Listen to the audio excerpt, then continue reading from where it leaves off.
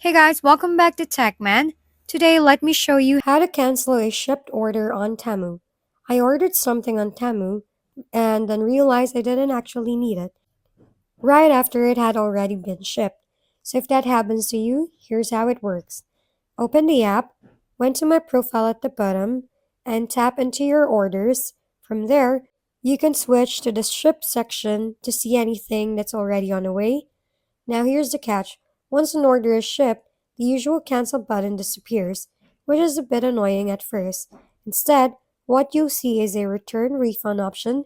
So what I did was wait for the package to arrive, then open the order again, tap return and refund.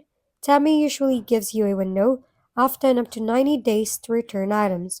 You just select a product, choose a reason, and follow the steps. It's not instant like canceling, but still gets your money back. Think of it like less canceling and more like a strategic undo. If we've been helpful, kindly give us a thumbs up and don't forget to hit the subscribe and bell button for more contents.